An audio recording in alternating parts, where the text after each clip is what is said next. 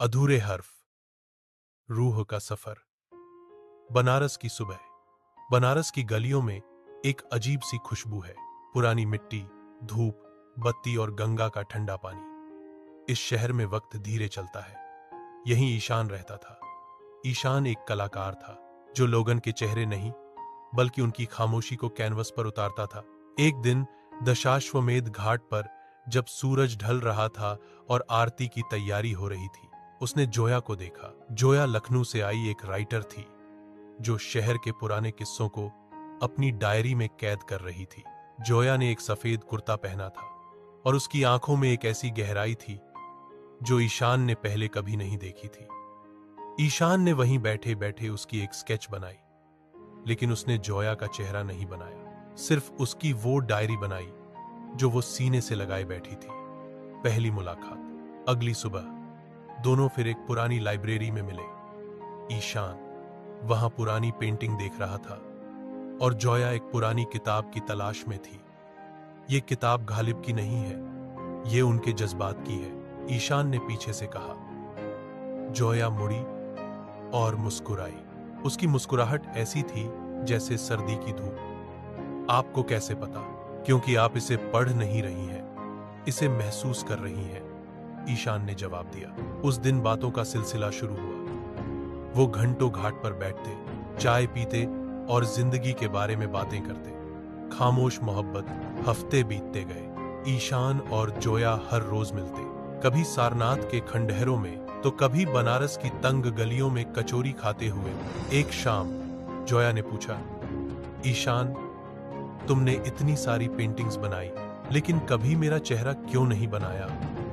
ईशान ने उसकी तरफ देखा और कहा, जोया, चेहरा तो दुनिया देखती है, मैं वो दिखाना चाहता हूं जो तुम्हारे अंदर है। तुम्हारी वो हंसी जो सिर्फ तुम्हारी आंखों तक पहुंचती है, तुम्हारी वो खामोशी जो तुम लिखती नहीं। जोया की आंखों में आंसू आ गए। उसने पहली बार महसूस किया कि कोई उसे देख रहा है, सिर्फ नजर नहीं आ रही। जुदाई का साया। जोया को वापस लखनऊ जाना था। उसके वालिद पिता ने उसका रिश्ता कहीं और तय कर दिया था। वो एक पुरानी रिवायत वाले परिवार से थी जहां प्यार का सिर्फ नजर नहीं आ रही। जुदाई का साया। जोया को वापस लखनऊ जाना था। उसके वालिद पिता ने उसका रिश्ता कहीं और तय कर दिया था।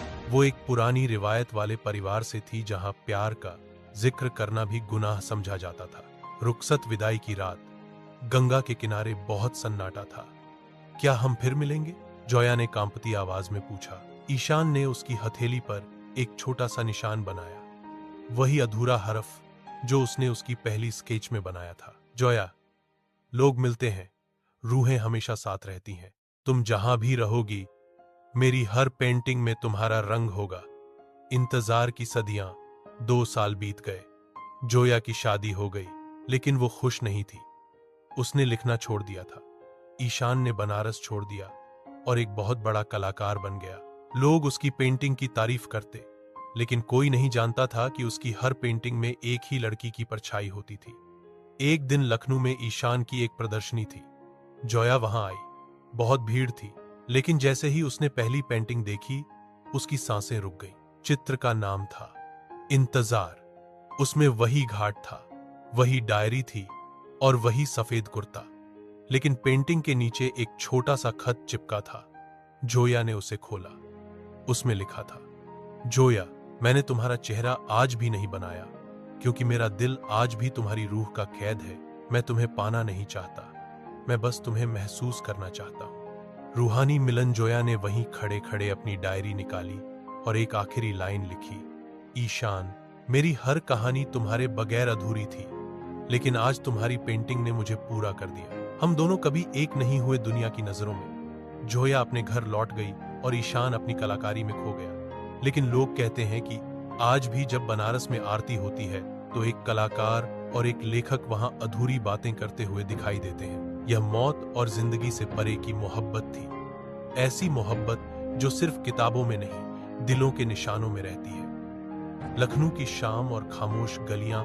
ओया जब एग्जीबिशन से वापस लौटी तो उसका दिल उस पुरानी डायरी की तरह भारी था जिसे वो कभी पूरा नहीं कर पाई थी। लखनऊ की शाम बहुत हसीन होती है, लेकिन जोया के लिए ये शाम एक कैद की तरह थी। उसका शौहर, जो एक बहुत बड़ा बिजनेसमैन था, जोया के अंदर की राइटर को कभी समझ ही नहीं पाया। उसके लिए जोया सिर्फ एक खूबसूरत सजावट थी। लेकिन उस दिन ईशान की पेंटिंग देखने के बाद जोया के अंदर की मर्दानी मृत कलम फिर से जिंदा हो गई। उसने रात के सन्नाटे में छत पर बैठकर लिखना शुरू किया। उसने ईशान को खत नहीं लिखा, बल्कि एक ऐसी कहानी लिखी जिसमें वो और ईशान बनारस की उन्हीं गलियों में दोबारा मिलते हैं जहां वक्त रुक जाता है। एक अनजान खत। इधर ईशान प्रदर्शनी के बाद बहुत अकेला हो गया था। उसने लखनऊ की एक पुरानी हवेली में एक स्टूडियो किराए पर लिया था। मैं चाहता था कि जोया के शहर की हवा को महसूस करूं। एक दिन स्टूडियो के द्वार पर किताब, पन्नों में सूखी बनारसी गेंदा। उसमें कोई नाम नहीं था, सिर्फ एक लाइन लिखी थी, कुछ तस्वीरें रंगों से नहीं, सांसों से बनती हैं। ईशान समझ गया, ओया उसके पास ही थी। उसने फैसला किया कि वो ओया को ढूंढेगा नहीं, बल्कि अपनी कला के जरिए उसे बुलाएगा। गुमनाम प्रदर्शनी।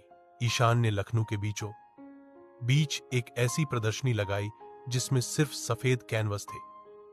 लोग हैरान थे कि इंडिया का सबसे बड़ा कलाकार खाली कैनवस क्यों दिखा रहा है। जोया भी वहां पहुंची। जब उसने उन खाली कैनवस को देखा तो वो समझ गई, ये कैनवस खाली नहीं थे, ये ईशान का जोया के लिए इंतजार था। वो चाहता था कि जोया अपने अल्फाज, शब्दों से उन कैनवस को भरे। जोया ने अपने बैग से एक काली इंक वाला पेन निकाला और सबसे बड़े कैनवस पर सिर्फ एक लफ्ज लिखा, मुंतजिर, इंतजार। बारिश और पहली मुलाकात बरसों बाद। जोया के लफ्ज लिखते ही झमाझम बारिश, हॉल सूना। बस वो दोनों 3 महीने और 15 दिन बाद। ईशान की आंखों में वही पुरानी चमक थी, लेकिन चेहरे पर थकान। जोया की आंखों में डर था, लेकिन होठों पर सुकून। तुम्हें लगता है हम गुनाह कर रहे हैं? जोया ने धीरे से पूछा, जब बारिश की बूंदें खिड़की पर दस्तक दे रही थी। ईशान ने उसके पास आकर कहा, जोया, जिस्मों का मिलना किस्मत होती है, लेकिन रूहों का मिलना इबादत। हमने कभी एक दूसरे से कुछ मांगा ही नहीं, तो गुनाह कैसा?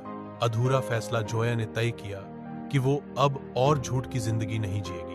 वो अपने शौहर को सब सच बताने वाली थी, लेकिन किस्मत को कुछ और ही मंजूर था। उसी रात जोया के शौहर का एक एक्सीडेंट हो गया। वो बच तो गया, लेकिन हमेशा के लिए चलने फिरने से मजबूर विकलांग हो गया। अब जोया के पास 2 रास्ते थे, या तो वो अपने प्यार ईशान के पास चली जाए, या फिर उस इंसान की सेवा करे जिसने उसे कभी नहीं समझा, लेकिन अब उसे जोया की सबसे ज्यादा जरूरत थी। ईशान ने जोया से कहा, जोया, अगर तुम मेरे पास आओगी तो शायद हम खुश रहेंगे, लेकिन तुम्हारी रूह हमेशा दुख में रहेगी कि तुमने किसी बेबस को छोड़ा है। जाओ, अपना फर्ज निभाओ। मोहब्बत का नया रूप जोया ने अगले 20 साल अपने शौहर की सेवा में गुजार दिए। ईशान ने शादी नहीं की, वह लखनऊ से वापस बनारस चला गया, लेकिन हर महीने जोया लिखती, ईशान को भेजती। ईशान चित्र बनाता, जोया को भेजता। उनका प्यार अब जिस्मों से ऊपर उठकर अल्फाज और रंगों का रिश्ता बन चुका था। आखिरी मुलाकात वक्त गुजरता गया। दोनों बूढ़े हो चुके थे। जोया के शौहर की मौत हो चुकी थी।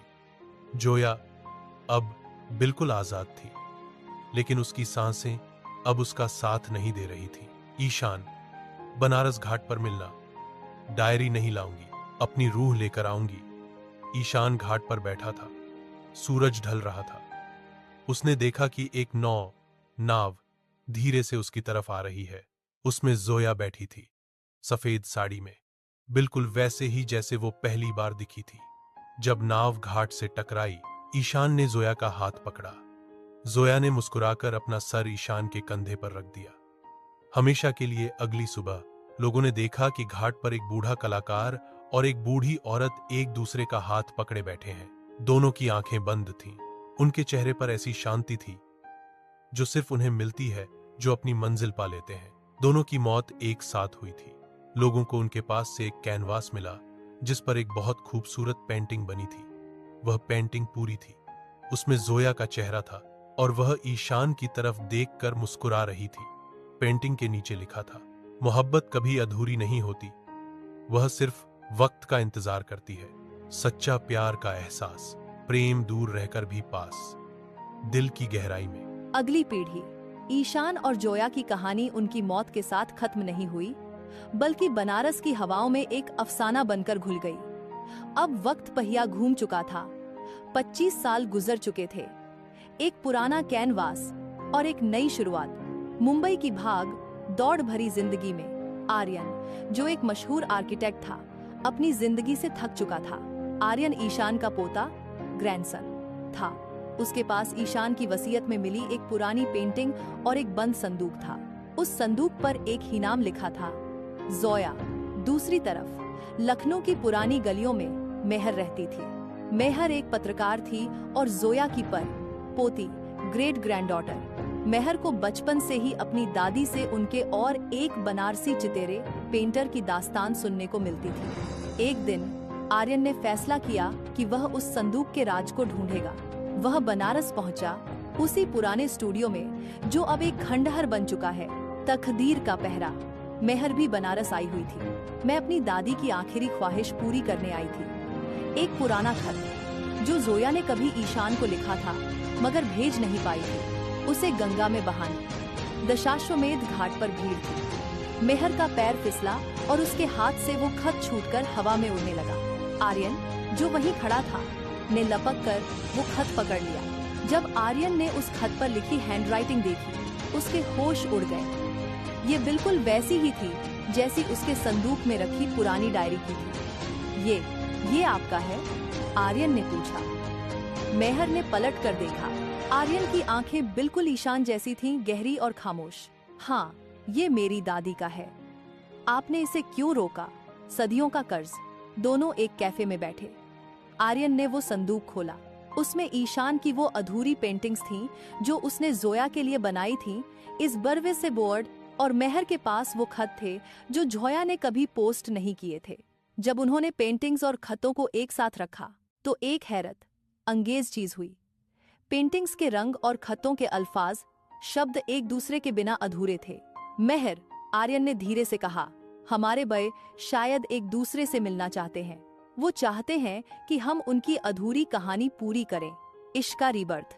मेहर और आर्यन ने मिलकर तय किया कि वो बनारस में एक ऐसी जगह बनाएंगे जहां हर अधूरा इश्क पूरा हो सके। एक आर्ट लिटरेचर कैफे। लेकिन काम इतना आसान नहीं था। आर्यन को मुंबई वापस बुलाया जा रहा था और मेहर की नौकरी लंदन में लग गई थी। एक बार फिर वही पुरानी दीवार खड़ी थी, फासला। एक रात बारिश हो रही थी।